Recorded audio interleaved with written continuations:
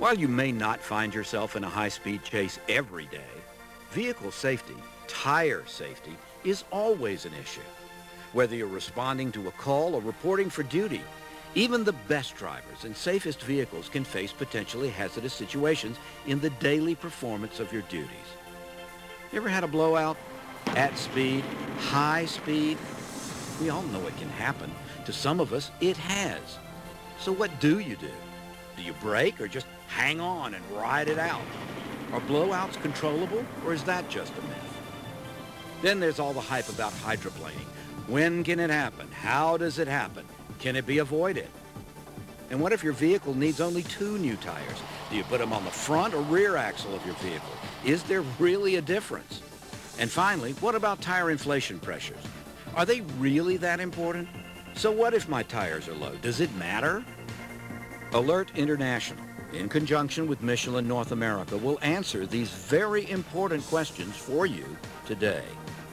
In May of 2003, Alert International members President Bruce Cabral from the Georgia Public Safety Training Center, Vice President Richard Maxwell from New Jersey's Colts Neck Township Police Department, and Sergeant Jerome Bowman of the Georgia State Patrol traveled to Michelin's Lawrence Proving Grounds.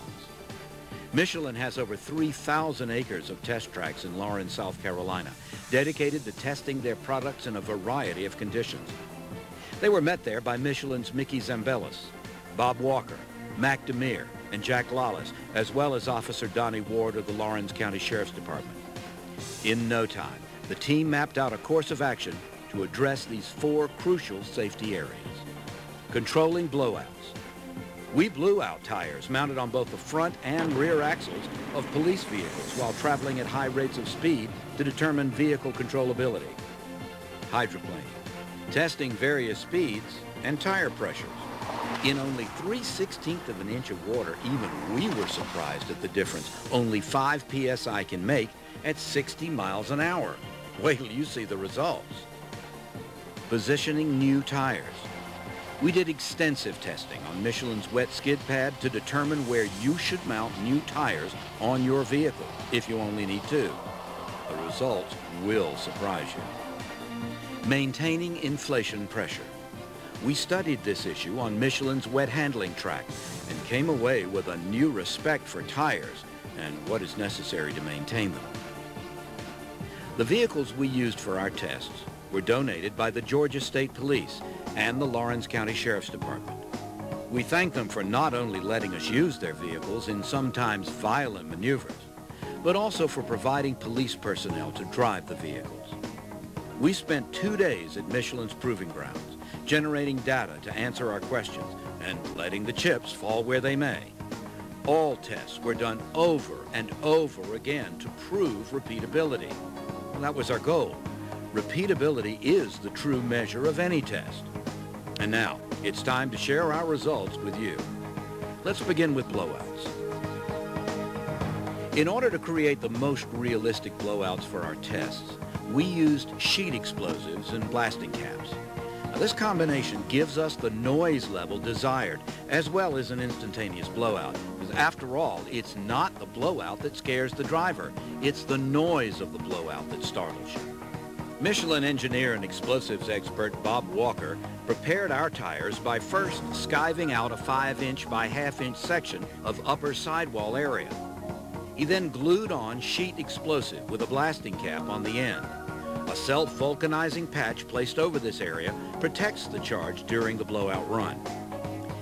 He wired the blasting cap to a slip ring and ran the wires inside the vehicle. We used the lighter as our power source. A simple downward push on the detonation button activates the charge. The beauty of this system is we can blow out the charged tire or tires at any time during the run, in the straightaway or in the curve. These tests take a lot of work and manpower. Besides an explosives expert, we also used accomplished support personnel, including Michelin's tire expert, Jack Lawless, who handled the mounting and dismounting chores. 2 people are needed in the vehicle for these tests, a driver and a detonator. Michelin's advisor, Mickey Zambelis, had the detonation honors on all blowout runs, while Michelin's Mac Demir was our test driver for the braking blowout runs. Which tire should we blow first? A front or a rear tire? We chose to test a rear tire first because it presents the more dangerous situation of the two. When a rear tire blows, a number of things can happen. Nothing, that is, the vehicle will continue to go in a straight line unless the driver induces steering input, or the rear end can sway as a result of the blast. So what do you do with a blowout? Brake? Let up on the gas and ride it out? Or do you accelerate and drive your lane? The correct answer, the safe answer, is to accelerate and drive your lane. Yes, accelerate. To prove this point, let's first watch what happens when you brake with a blowout. Watch the vehicle's attitude after Mac applies the brakes. Okay, here we go. As you can see, Mac brakes hard, steers to the right, a typical driver reaction with the left rear blowout. And as soon as Mac did that, the vehicle began to oversteer, and Mac induced left input to try to correct. As you can see, the results are disastrous. He lost complete control of the vehicle. Suppose this happened on a crowded highway. You know the rest. Remember, always remember, if you brake hard and induce steering input in a blowout situation, the vehicle has control of you. You don't have control of the vehicle. Now let's do it the right way. In order to show you what the driver feels and what the vehicle does, we mounted cameras in the vehicle as well as at the blowout position. We also used a chase car to record the vehicle's movements. Our last camera was mounted in a stationary position away from the vehicle to record the complete blowout run. For the rear tire failures, we used Lawrence County's 2002 Crown Victoria, driven by Officer Donnie Ward. Sergeant Jerome Bowman drove the Georgia State Patrol 2003 Crown Vic Cruiser for the front tire failures. Let's do the rear tire blowouts first.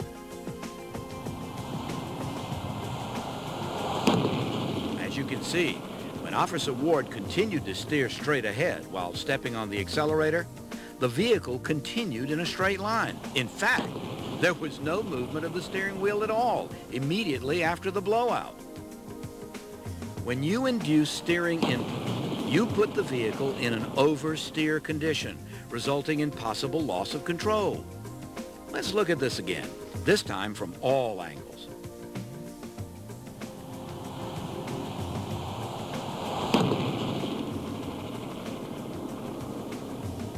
Remember, most blowouts are non-events unless you, the driver, turn it into an event by doing the wrong thing. Now it's time for the front tire blowouts. Sergeant Bowman used the same procedure as Officer Ward. Steer straight and accelerate. However, a front axle blowout is a bit more exciting than rears.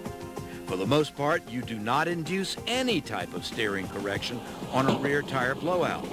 Not so with front tire blowouts. Once the front tire goes down, the vehicle will automatically want to change direction and pull to the side of the blowout. The driver must compensate for this new side force and induce steering correction. However, not much correction is needed. While you are making this correction, accelerate and maintain direction until you determine when and where to pull over. Let's see if we're right. Here we go. In this demonstration, we are blowing the left front tire. As you can see, Sergeant Bowman needed some steering correction to the right, but not that much. He easily got the vehicle under his control and came to a safe stop. Let's look at it again from all angles.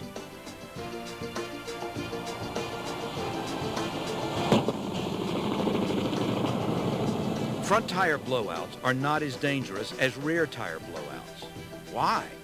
Instinct will automatically make you counter steer when you have a front tire blowout.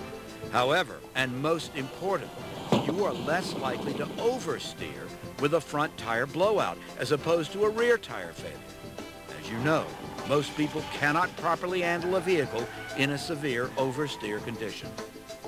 Obviously, it is critically important to keep your vehicle in a straight line.